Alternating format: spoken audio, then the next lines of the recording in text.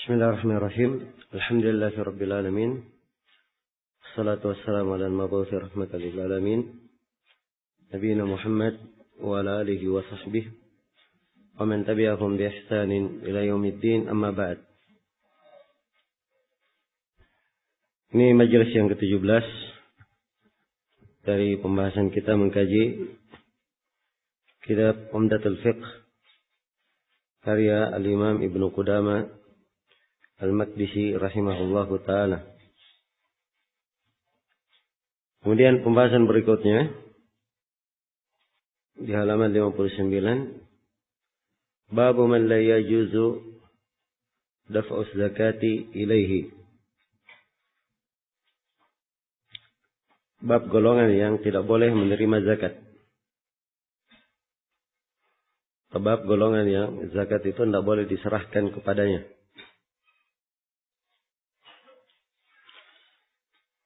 Baik, ada 13 pembahasan dari bab ini. Kata penulis rahimahullahu ta'ala,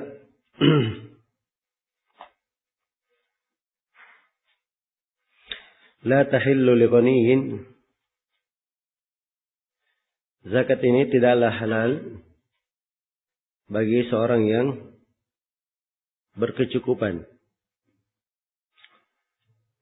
Ya, tidak halal bagi orang yang kaya, goni, kaya, berkecukupan.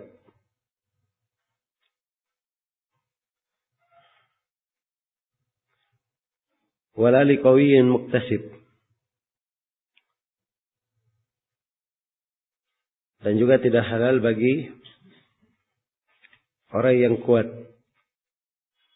lagi mampu bekerja. Dan ini berdasarkan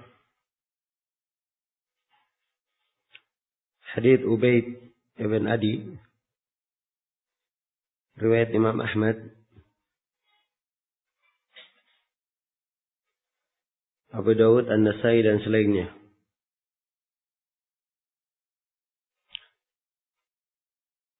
Bahwa ada dua orang lelaki yang mendatangi Nabi Sallallahu Alaihi Wasallam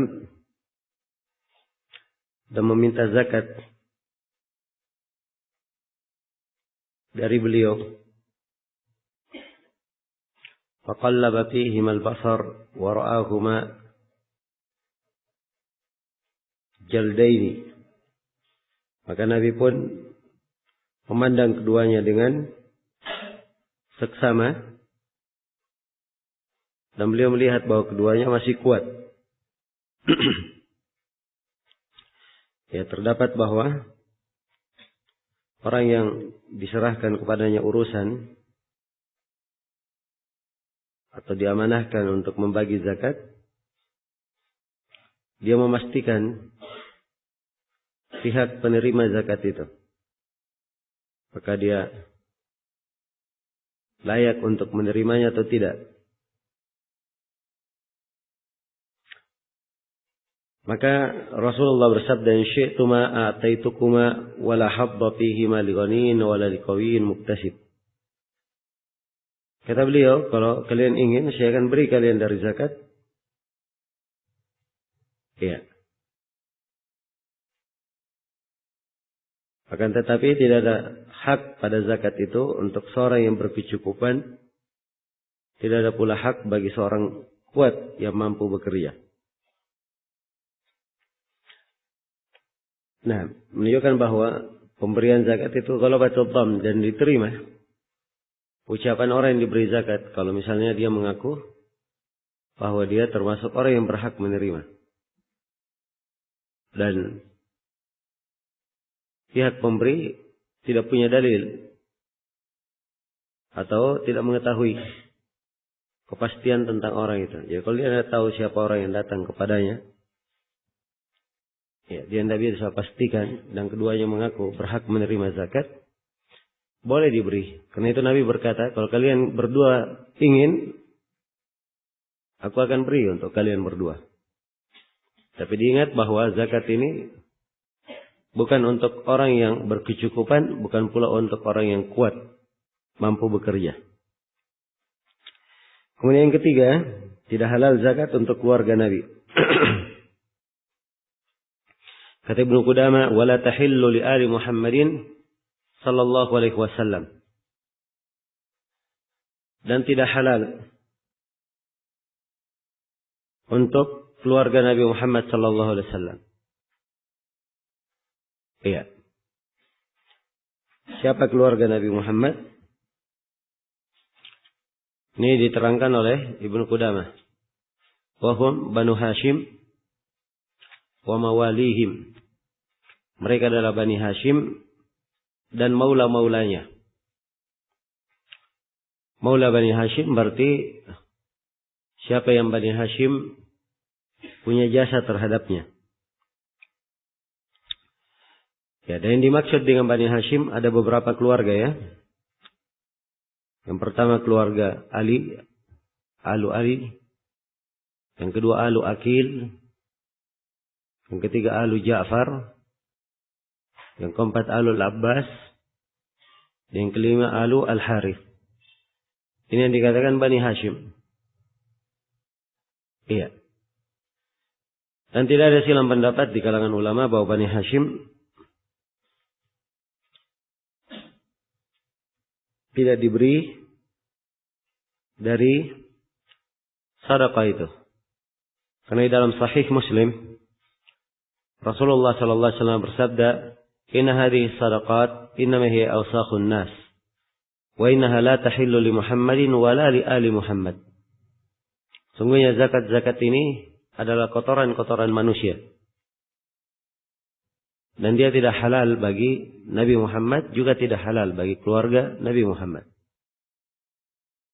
Ya, dan ini dari penjagaan Allah Subhanahu wa ta'ala terhadap Nabi Muhammad dan keluarganya.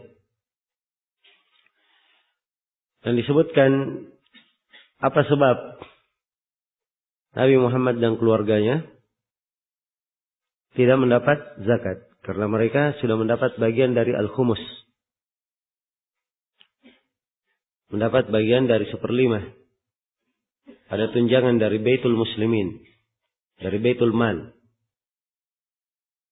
Iya. Karena itu tidak diberi dari zakat. Karena itu para ulama berbeda pendapat. Kalau misalnya Bani Hashim itu mereka fakir dan tidak dapat bagian dari pemerintah. Tidak ada tunjangan dari Baitul Mal. Apakah boleh menerima zakat atau tidak? Dan dikuatkan oleh Syekhul Islam Ibnu Taimiyah dan Syekh Ibnu Utsaimin bahwa mereka boleh menerima zakat tapi dengan 2 syarat itu tadi. Mereka fakir. Kemudian yang kedua bahwa tidak mendapat tunjangan dari mana? Baitul Mal. Iya, ini berkaitan dengan zakat. Dan zakat itu kewajibannya. Bagaimana kalau dengan sedekah sunnah? Apakah boleh Bani Hashim diberi sedekah?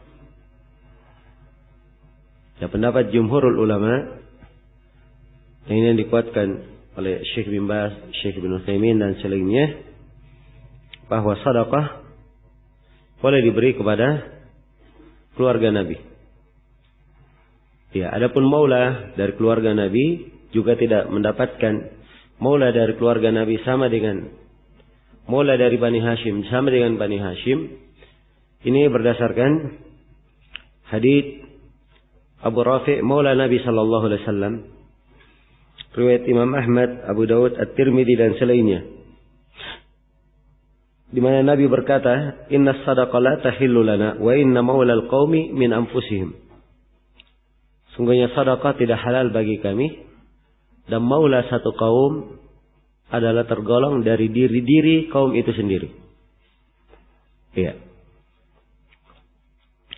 Jadi orang yang tergolong ke dalam keluarga Nabi, maula mereka, ini juga tidak boleh menerima apa? Menerima zakat. Pembahasan yang kelima tentang pemberian zakat kepada kedua orang tua dan anak keturunan. Kata Ibnu Qudamah, wala yajuzu daf'uha ila al-walidaini wa in alau. Dan tidak boleh zakat itu diberikan kepada kedua orang tua ke atas, Maksudnya kedua orang tua, ayah, ibu, kakek, nenek. Atau kalau dia masih punya kakek buyut, nenek buyut. Ya, kalau dia masih punya nenek moyang, kakek moyang yang hidup, semuanya ke atas. Menurut Ibnu Qudamah tidak boleh menerima apa? Menerima zakat. Ya, sebab kewajiban anak adalah memberi kepada orang tuanya dari hartanya, bukan diberi dari apa? Dari zakat. Dan mereka juga katakan bahwa anak laki-laki hartanya milik ayahnya. Karena Nabi berkata, anta wa maluka li abik, engkau dan hartamu adalah milik ayahmu. Karena itu tidak diserahkan zakat kepada ayah. Iya.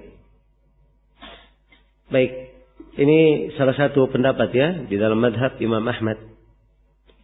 Ada pendapat yang kedua di madhab Imam Ahmad, bahwa orang tua apabila mereka miskin dan si anak sendiri tidak mampu menafkahi orang tuanya, boleh memberikan zakat itu kepada orang tua yang miskin tersebut. Iya. Dan ini pendapat yang dikuatkan oleh Syekh Ibnu Utsaimin rahimahullahu taala. Ini insyaallah taala pendapat yang lebih dekat ya. Pendapat yang lebih kuat. Karena sepanjang keduanya masuk ke dalam golongan fakir dan miskin, ya, asalnya boleh diberi zakat sebagaimana ketentuan Al-Qur'an. Iya. Dan itu insyaallah taala yang lebih kuat. Demikian pula yang terkait dengan anak. Kalau Ibnu Qudamah di sini wala ilal waladi wa in safal. Tidak boleh memberikan kepada anak ke bawah. Anaknya, anak laki-laki, anak perempuan, cucu, cicit. Ya. Setelah cicit apa? Cacat. Ya. Yang jelas ke bawah semuanya, cucu-cucunya ke bawah. Tidak boleh diberi zakat. Ini pendapat Ibnu Qudamah ya, dan ini sama dengan pembahasan sebelumnya terhadap kedua orang tua. Yang benarnya bahwa kalau mereka termasuk orang yang perlu, termasuk fuqara, iya, maka boleh memberikan zakat kepadanya. Kemudian berikutnya tentang memberi zakat kepada istri. Ibnu Qudamah berkata, wala ila zaujah, dan tidak boleh seorang suami memberikan zakat kepada siapa? Kepada istrinya. Kalau dicetakan buku kita, wala ila zaujain ya, dan tidak kepada az-zaujain. Jadi sebagai cetakan kepada az-zaujah, kepada istri. Nah, kalau dikatakan zaujain berarti sebaliknya ya, laki-laki dan perempuan. Tidak boleh suami memberi kepada istri dan tidak boleh istri memberi kepada siapa? Suami. Kalau suami tidak boleh memberi zakat kepada istri, ini benar. Karena memang nafkah istri itu selamanya ditanggung oleh siapa? Oleh suami. Iya. Baik. Dan hal ini disepakati oleh para ulama. Tidak ada silang pendapat. Bahwa suami tidak boleh memberikan zakat kepada siapa? Kepada istri. Tapi kalau sebaliknya, apakah istri boleh memberikan kepada suaminya yang fakir? Ya, istrinya kaya ya, suaminya fakir. Iya. Apakah boleh? Ini ada dua pendapat. Yang paling kuatnya bahwa boleh seorang istri memberikan zakatnya kepada suaminya. Dan ini satu riwayat di dalam madhab Imam Ahmad. Dan ini pula madhab Imam Syafi'i rahimahullahu ta'ala. Dan ini dikuatkan oleh Syekh Ibnu Utsaimin. Berdasarkan hadits Abdullah bin Mas'ud tentang kisah Zainab, istri Abdullah bin Mas'ud, yang datang kepada Nabi sallallahu alaihi wasallam. Ya. di mana Zainab ini istri Ibnu Mas'ud ingin bersedekah dengan perhiasannya. Maka Ibnu Mas'ud berkata, yang paling berhak mendapatkan hal tersebut adalah dia dan anak-anaknya. Maka Nabi berkata, "Shadaqa Ibnu Mas'ud." Ibnu Mas'ud telah benar. Iya, "Zawjuka wa waladuka ahaqqu man tasaddaqta bihi alaihim." Suamimu dan anak-anakmu, mereka adalah yang paling berhak. Man tasaddaqti bihi alaihim. Orang yang engkau bersedekah kepada mereka. Nah, ini hadits di dalam Sahih Bukhari ya. Menunjukkan bahwa istri boleh memberikan zakatnya kepada siapa? Kepada suami. Iya. Kemudian Ibnu Qudamah membahas tentang pemberian zakat kepada budak yang dimiliki. Pembahasan ke-8. Kata beliau, wala ilar raqiq, dan tidak boleh memberikan zakat kepada budak. Ya, karena budak itu tidak memiliki harta. Begitu si budak diberi harta, harta itu akan menjadi milik siapa? Menjadi milik tuannya. Iya. Menjadi milik tuannya. Baik. Kecuali kalau budaknya dalam mukatabah ya, itu sudah berlalu. Karena dia membebaskan dirinya. Kemudian Ibnu Qudamah menyinggung tentang pemberian zakat kepada orang kafir. Kata beliau, wala ila kafir. Tidak boleh zakat diberikan kepada seorang yang kafir. Ya, dan kafir yang dimaksud selain daripada muallaf. Selain dari kafir muallaf ya. Yang sudah berlalu. Kalau kafir muallaf sudah disebutkan ketentuannya di dalam ayat pada pembahasan sebelumnya. Golongan yang berhak menerima zakat. Atau tempat-tempat penyaluran zakat. Ya. Jadi kafir yang dimaksud di sini kafir yang bukan muallaf. Ini tidak boleh diberikan kepada mereka. Sebab asalnya zakat itu diberi kepada kaum muslimin saja. Iya. Dan ini sudah berlalu bersama kita. Kemudian berikutnya Ibnu Qudamah membahas tentang pemberian sedekah sunta untuk golongan yang disebut di atas. Jadi tadi ada beberapa golongan ya. Dikatakan oleh Ibnu Qudamah tidak boleh menerima zakat. Dan zakat wajib. Kewajiban dikeluarkan. Bagaimana kalau yang diberikan adalah hal yang sunnah. Sedekah sunnah biasa. Kata Ibnu Qudamah, "Fa'amma sadaqatut tatawwu' fayajuzu daf'uha ila haula'i wa ila ghairihim." Adapun sedekah tatawwu' boleh diberikan kepada mereka 8 orang-orang yang dilarang itu tadi, dan boleh juga diberikan kepada selainnya. Ya, jadi rupanya ketentuan yang diterangkan oleh Ibnu Qudamah tidak boleh memberi kepada keluarga Nabi, kepada ayah ibu, kepada anak-anak, kepada orang yang wajib dinafkahi, kepada budak, kepada orang kafir. Ini pada zakat yang wajib. Adapun zakat yang sunnah boleh saja diberi. Ya, dan tentunya untuk zakat wajib telah kita rangkai silang pendapat ya, berkaitan dengan masalah memberi untuk kedua orang tua dan anak-anak. Kemudian pembahasan berikutnya, beliau jelaskan tidak boleh mengeluarkan zakat tanpa niat. Ya.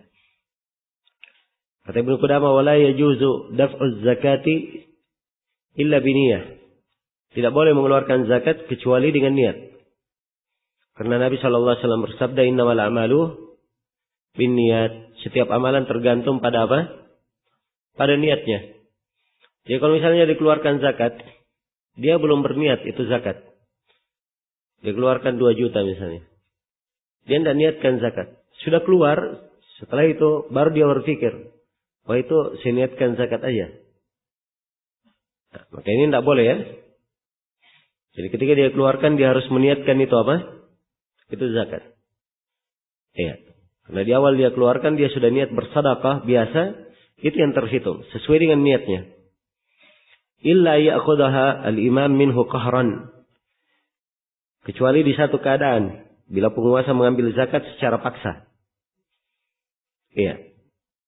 Jadi penguasa mengambil zakatnya secara paksa, maka di sini terhitung zakat. Karena memang dipungut oleh penguasa dan dia adalah pihak yang berhak untuk menerima zakat itu. Iya. Bagaimana jika zakat diserahkan kepada selain mustahik? Ini pembahasan yang terakhir. Kata Ibnu Qudamah rahimahullah, wa idza dafa'az zakata ila ghairi mustahiqiha lam yajuzhu. Iya. Atau lam tajzihi. Apabila dia menyerahkan zakat kepada selain orang yang mustahik berhak menerimanya, ya, lam yajzihi. Tidak syah hal tersebut. Illa al-ghaniya idza dhannahu faqiran. Kecuali kalau orang kaya yang dia sangka sebagai orang yang apa? Orang yang miskin. Iya. Baik. Kenapa tidak boleh? Kenapa tidak syah? Ya. Dan kenapa diperkecualikan orang kaya saja? Sebab kefakiran itu hal yang apa? Hal yang sifatnya tidak begitu tampak. Ada orang punya rumah, tapi kadang dia miskin namanya, fakir. Karena dia misalnya banyak hutang, banyak tanggungan. Jelas ya? Iya. Ada yang rumahnya biasa-biasa, dia dianggap kaya. Ada yang rumahnya bagus, dianggap apa? Miskin. Karena itu di dalam sisi kefakiran tidak begitu nampak. Ya, karena itu diperkecualikan kalau dia diberi karena alasan miskin ternyata dia kaya, ini zakat sudah syah. Sebab dia di sini tidak dianggap menelantarkan. Berbeda kalau 8 asnaf yang lain atau 6 asnaf yang lain. Fakir dan miskin sama ya. Ya, kalau amil dan seterusnya itu bisa dia pastikan. Dia mengaku amil zakat, bisa diperiksa namanya, dicatat dan dilihat. Ya, kalau ternyata dia bukan amil zakat, nah, berarti dia yang keliru. Dia yang teledor di dalam memberi. Ya, dia misalnya mengaku berhutang. Bisa dia pastikan. Kamu berhutang, mana orang-orang yang berhutang itu? Dari engkau berhutang kepadanya. Dia tanya kepada orang itu, benar bahwa si fulan berhutang? Bisa dia pastikan. Jelas ya? Tapi berbeda dengan orang yang fakir dan ternyata tampak bahwa dia kaya. Ya, sekali lagi kesimpulannya bahwa zakat kalau diserahkan kepada selain mustahiknya harus dikeluarkan kembali, diulangi pengeluaran zakatnya. Kecuali kalau dia serahkan kepada seorang yang dianggap fakir atau miskin, ternyata dia adalah kaya. Baik, selesai sudah pembahasan zakat. Kemudian Ibnu Qudamah rahimahullah berpindah ke pembahasan berikutnya.